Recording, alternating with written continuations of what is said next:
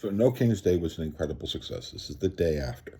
What we begin to learn is like what type of actions were done against the people who were protesting. Salt Lake City, people were shot. In Virginia, people deliberately drove their car through the crowd. I believe it was also in San Francisco. And, of course, in Minnesota, former Speaker of the House, a elected assemblywoman, and a state senator were shot, and the assemblywoman was killed. This has started with the manhunt. They just recently grabbed the family of the guy who was the shooter. They have obviously a boatload of information about this guy and readying for the prosecution that should not take very long to begin, as well as the people who shot at protesters, and the person who deliberately drove his car through a crowd, which is felony. You already know what the statement is going to be from these people when they are being prosecuted. Those who did hit and run, felony hit and run, over people, which they're all going to sit there and say, no, I was told by this person or this political official or this thing that I was only following orders. That's what their statement is going to essentially be. That's going to be their defense. I was following orders. I drove through the crowd because these politicians who were on the right wing told me it was okay and justified to drive through the crowd. And that will be the nightmare. Because we're talking like Virginia. We're talking here in California. We're talking Salt Lake City, Utah. We're talking, Minnesota, other states. This is where the nightmare will show up. No King's Day was completely nonviolent, at least by the way of the actual people who were protesting. Millions of people were doing little if nothing, and then people decided from the outside who are going to say that people gave them some direction in their defense because it's the only chance really that they have. And these are state level charges, which means Trump can't pardon.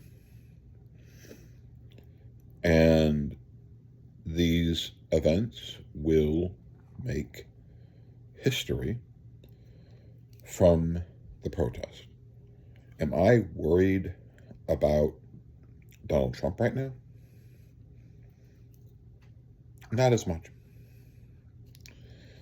Because it's two things.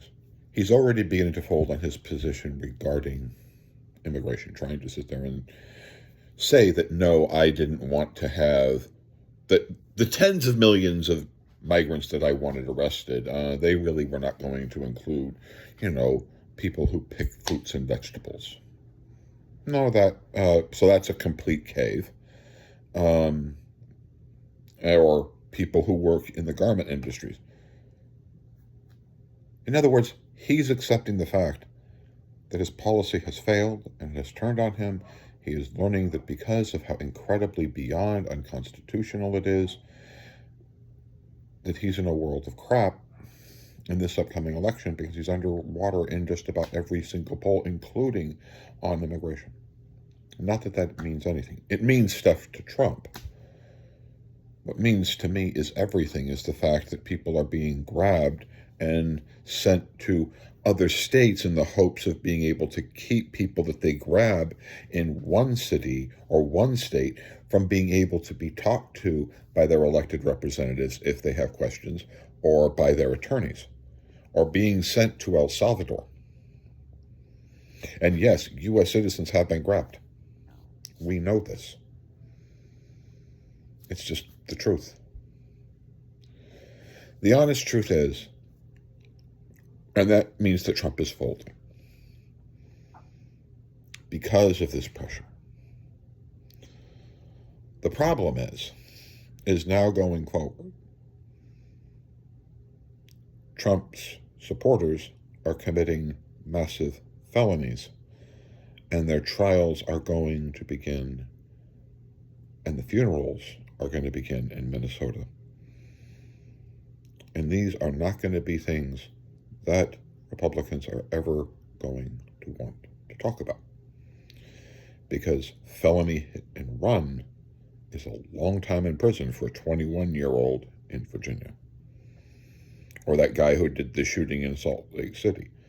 Yeah, when your bullets enter people's bodies, that becomes manslaughter. That becomes like manslaughter or attempted murder. And that's the rest of your life in prison. That's what's coming next. No King's Day was perfect. No real violence. Trump folded.